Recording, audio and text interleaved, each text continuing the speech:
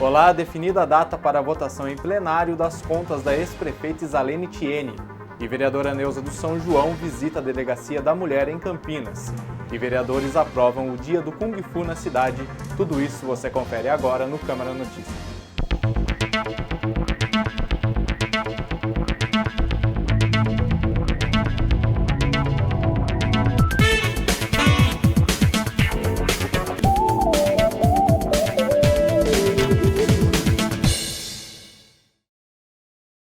A vereadora Neuza do São João foi à Delegacia de Defesa da Mulher para tomar conhecimento dos números da violência contra mulheres em Campinas.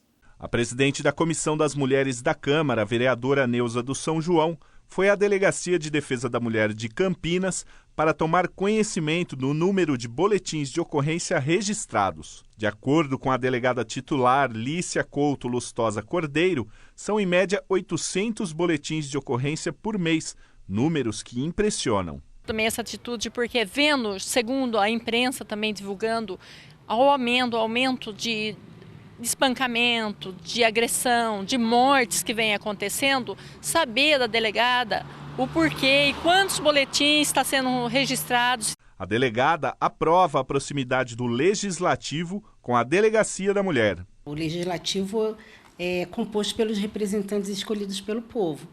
E a necessidade é porque o Legislativo pode conhecer as demandas da delegacia, as necessidades, e a gente conta sempre com o Legislativo para estar nos ajudando a melhorar o atendimento ao público que nos procura. É claro que a gente conta também com vários vereadores que já têm prestado aqui atendimento aqui às nossas demandas, às nossas solicitações. Mas a gente está muito feliz com a visita da vereadora Neuza aqui e a gente espera que a gente possa estabelecer uma parceria, um trabalho paralelo aqui, contando com a ajuda da vereadora. Apesar do número de boletins, ainda há vítimas que têm medo de procurar ajuda.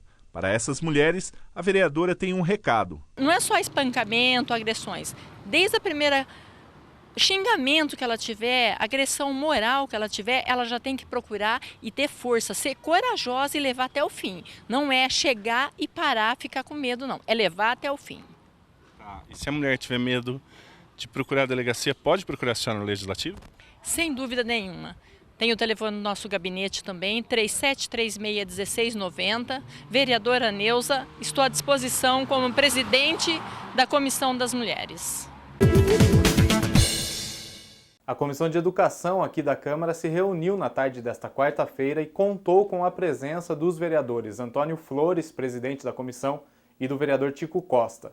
Durante o encontro foram lidas algumas demandas de 2 EMEIs da cidade e também a resposta da Secretaria de Educação em relação ao déficit de vagas em creches. Segundo o presidente, a comissão deve encaminhar um cronograma para a Secretaria visando erradicar a falta de vagas. No documento, a Secretaria também se prontificou a atender às demandas das EMEIs. A Comissão Permanente de Assuntos para a Segurança Pública, presidida pelo vereador Tico Costa, discutiu ontem o projeto Campinas Mais Segura. O programa vai instalar pontos de monitoramento nas entradas da cidade. O chamado Campinas Bem Segura vai contar com câmeras inteligentes. A intenção é mapear rotas de fuga de criminosos e aumentar a resolução de casos de delitos. O plano, feito com base nos acessos da cidade em 2012, já vai passar por uma revisão. E a comissão presidida pelo vereador Tico Costa deve acompanhar e trazer a discussão do projeto. É um projeto aí para 2 anos.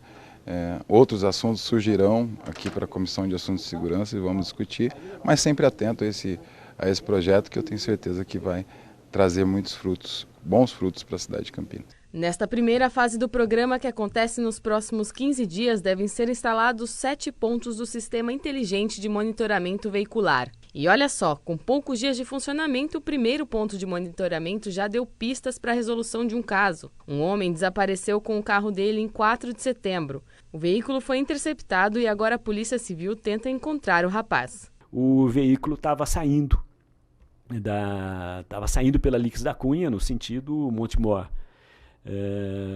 E o pessoal do SECOM assustou, porque foi a primeira vez que aquilo aconteceu. A guarda colocou 4 viaturas atrás do veículo e conseguiram pegar era um Corsa, conseguiram pegar ali na favela, na proximidade da favela do Jardim Eulina.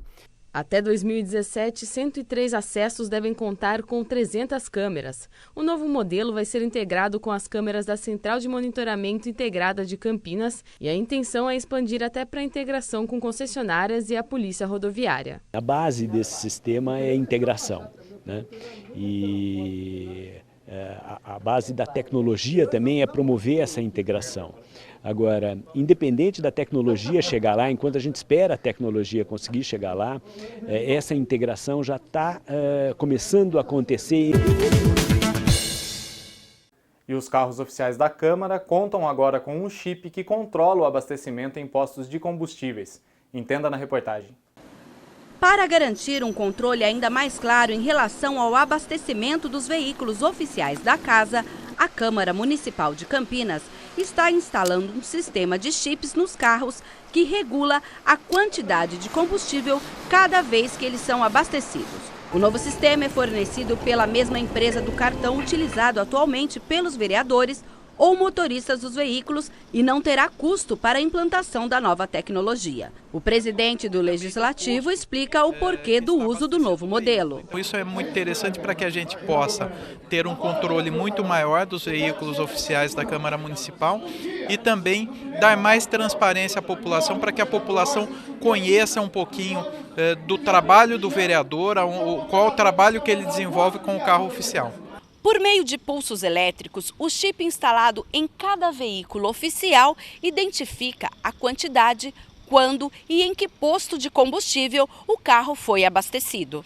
Além disso, o sistema irá gerar ainda um ticket eletrônico que torna possível analisar os dados mensalmente. Quando o motorista ele encosta o carro no posto de gasolina, o frentista ele fará o abastecimento e depois fará a leitura automática desse chip com o dispositivo, e aí toda essa leitura será impressa no papel, ou seja, do consumo do combustível, quantos litros foi colocado, quem é o motorista, quantos quilômetros o carro andou, qual foi o valor.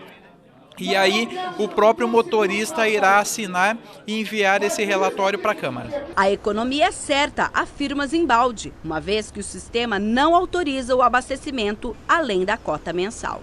Isso vai gerar uma economia muito maior de combustível. Nós não teremos problemas como muitas vezes estourar a cota mensal, ou seja, se o carro oficial chegar ao posto de gasolina e não ter a cota mensal, ele não será abastecido, ou seja, aí o motorista terá que arcar com o custo do seu próprio bolso. A Câmara de Campinas vota no dia 14 de outubro as contas da ex-prefeita da cidade, Isalene Thiene, referentes ao ano de 2002. O Tribunal de Contas do Estado já havia dado parecer negativo, o que foi mantido pelas comissões da Casa. Cabe agora aos vereadores votarem de forma definitiva durante sessão plenária se mantém a reprovação ou não. A ex-prefeita ainda tem o direito à defesa oral antes da votação. Campinas hoje lembra os 14 anos da morte do prefeito Antônio da Costa Santos, o Toninho do PT. O assassinato permanece sem solução. Na tribuna da última reunião ordinária, vereadores relembraram o caso. Quem matou o Toninho? Esta é a pergunta que os campineiros carregam há 14 anos e que ainda não tem resposta. Na noite de 10 de setembro de 2001, Antônio da Costa Santos foi assassinado enquanto passava pela Avenida Mackenzie. 100 mil pessoas foram ao velório do prefeito. O arquiteto urbanista foi eleito com o lema Coragem para Mudar. Com 8 meses e 10 dias de governo, mexeu em contratos e economizou milhões dos cofres públicos. A família acredita que a motivação do crime foi política a mando do crime organizado. As investigações da Polícia Civil foram apontadas como falhas. Um inquérito concluído pelo Departamento de Homicídio e Proteção à Pessoa de Campinas e com base em uma denúncia do Ministério Público Estadual, responsabilizou o sequestrador Wanderson de Paula Lima, o Andinho. Ele é o único acusado que ainda está vivo e sempre negou a participação no crime. Outros acusados foram mortos em ações policiais em Caraguatatuba e Itu. A família de Toninho pede há anos que a Polícia Federal entre no caso, mas até agora a impunidade permanece. E esta impunidade foi lembrada ontem na 52ª reunião ordinária.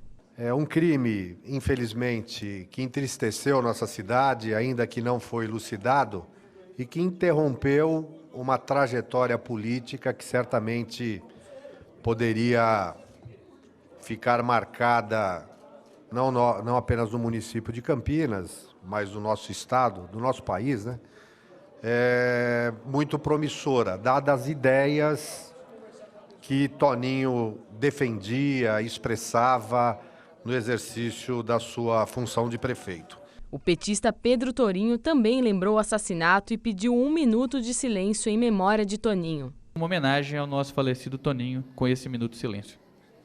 Rossini foi candidato a prefeito em 2000 e disputou a prefeitura de Campinas com Toninho. Depois foi convidado a participar do governo quando formaram a Secretaria Municipal de Esportes. Eu tive a honra de ser convidado para integrar o governo do Toninho. Na ocasião, ocupei a diretoria de esportes com uma missão. Discutimos muito sobre isso e a ideia era discutir as bases para estruturar uma Secretaria Municipal de Esportes que tivesse o esporte reconhecido e entendido tanto pelo poder público e pela sociedade como um direito.